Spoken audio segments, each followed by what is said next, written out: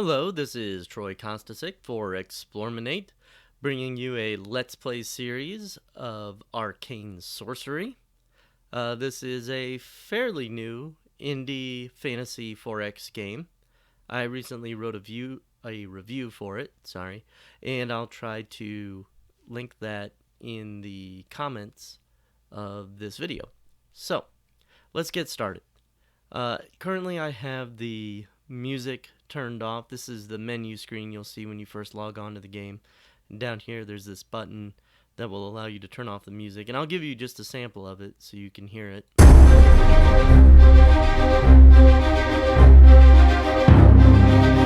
And it's kind of intense and kind of loud, and I don't have any way to control the volume. So just, so you can hear my voice as I record this, I've turned off the music there.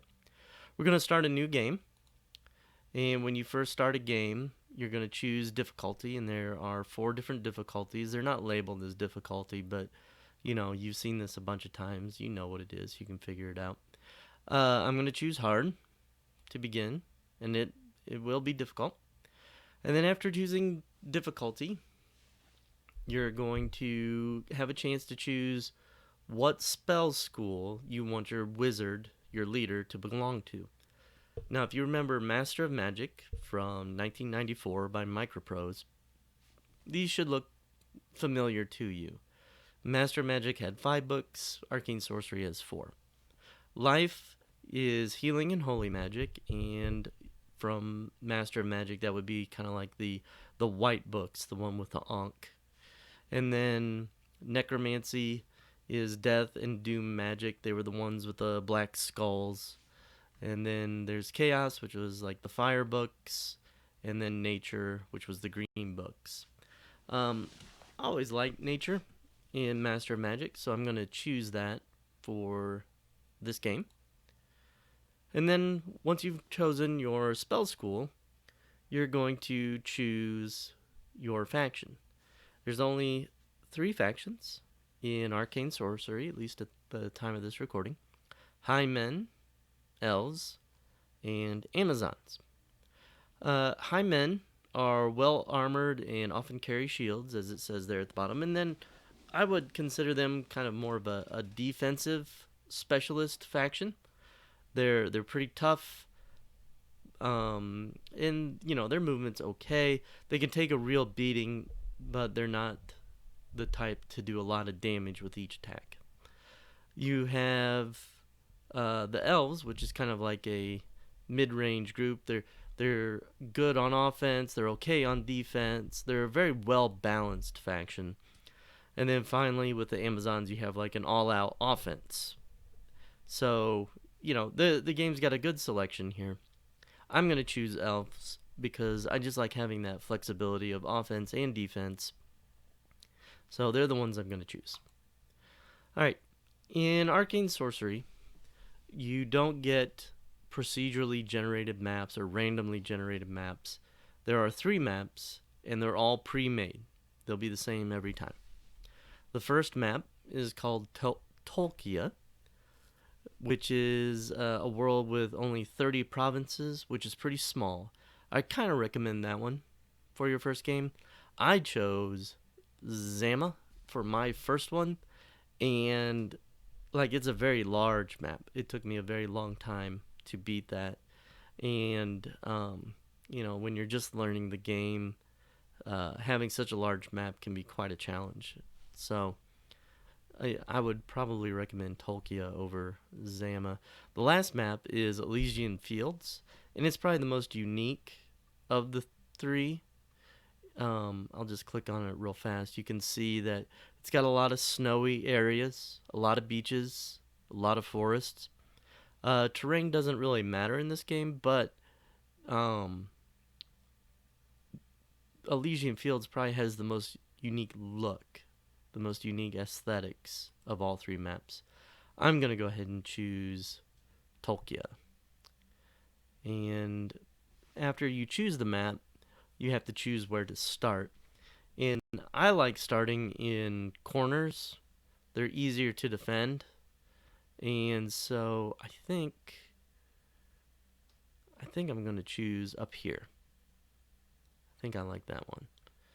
So you're gonna choose, each province is labeled, so they're individual in that way.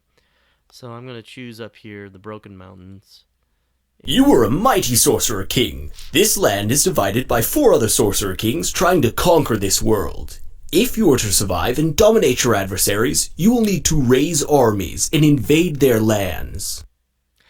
You get a nice little voiceover tutorial here. I'm gonna skip it, and this is where my units will start. And I think I better turn off those sound effects too, otherwise they'll get very distracting. Yeah, you probably don't want to hear that every time, so I'll mute them as well. Okay, I'm going to start with 4 units. It'd be nice if there were some tooltips here, but by left-clicking on them, it'll pull up their little unit cards.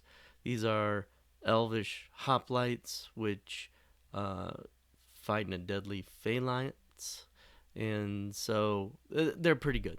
They're a pretty good unit. I like them. They're tough. Okay, thanks. Then I start with some wizards, which do have a ranged attack, kind of like they did in Master of Magic, although they're nowhere near as powerful as the magic users in Worlds of Magic. If you remember units like the Dark Elven Warlocks in MOM, they were insanely powerful. These guys are strong, but they're not overpowered like those guys were. I also have some mounted archers and pikemen. So, good balanced army to start. Here in my province, I can train new troops, or I can build new buildings. When it comes to training troops, I've got these numbers up here in the upper right hand corner of the screen, and you do get a tooltip with them. The stack of coins there is how much gold you have. Gold's really important. That will decide like how many units you can build, how many buildings you can build, because everything you train or build costs gold to make, and then it costs gold to upkeep. Then to the right of that, the guy in the little knight's armor here is how many more noble units I can train. Noble units are more advanced units. They're typically stronger. They can deal more damage, have more abilities, that sort of thing. Commoner units, which is represented by this little guy in the hoodie here, are cheaper and simpler, but I don't know. I don't think they're necessarily weaker. Like archers in this game are a commoner unit, and range combat, like in so many other games, is pretty strong in Arcane Sorcery. So don't underestimate commoner units. And then the last little icon there is for mana. That's how you can cast spells. The spell casting buttons down here. I can bring up my spell book. These are all the spells I currently... Okay, these in black are the ones I can cast, and then these others are ones I can research. So, alright. Let's start by training some new units. I am going to train another hoplite and a pikeman. Okay. I'm also going to build some buildings. Maintaining your income in this game is absolutely vital. So you want to start with a market and a mirror maker, I think, or watermill. Let's go with a watermill. It's cheaper. All right. I probably went through that too fast. The market will increase my gold income by 100 gold per turn. Okay. And then the watermill will increase my income by 120 gold per turn. So that's, each of these buildings has its own little ability. And if I click on them, it's going to add them to my queue. So I don't really want to do that. But anyway, stables will allow training horse archers and light cavalry. Mirror Maker is another building that will increase your gold income. Spell Shop will allow the training of wizard units. Wood Shaper will allow archers, and I really like archers, so I'm going to go ahead and add that to the queue. Then Library will increase my research, spell research. There's commoner housing, which will increase the number of commoner units I can build. So this green 2 up here will go to a green 3 that will allow me to build 3 more commoner units. Church will allow me to train druids, which can heal units, which is nice. Elder's House will let me train heavy cavalry. Blacksmith will allow swordsmen. I can already build those though, so it will increase their damage. And then Guardhouse will allow the training of pikemen, which I can already do. And then this armor will upgrade the armor of my hoplites, but I don't have enough money for that, enough gold. So I click OK. And I don't want to be too hasty here. There's units in these other provinces, though not many. I want to build a couple more units before I go attack them, though. So, alright, I click end turn. I get a little summary. Profits up 115 gold. Yay. I made these. Okay. It's trying to tell me. I made this little hoplite here. Okay. On the map, all units look the same. Okay. You have to look down here at the bottom in these little red squares to figure out exactly what unit you have. But if I wanted to add him to this other army up here that has 4 units, I just left click, hold, and drag until they're 1. So now you can see there's 5. And if I want to split that army, I can just drag like this. Okay? That's how you do it.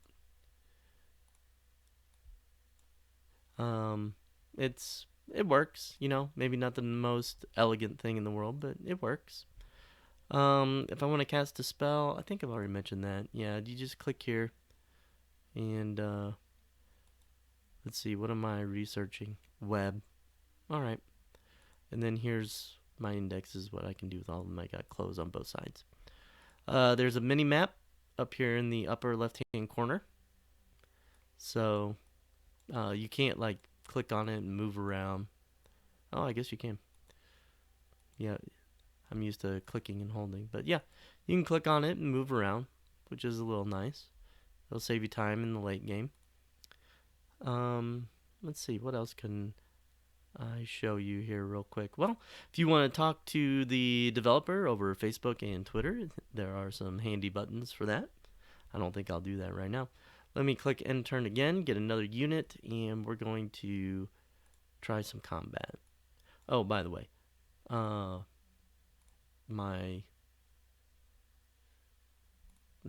my market was built, so I'll get 100 gold more per turn now. Alright, so I got a pikeman here. Let me add a hoplite to him, and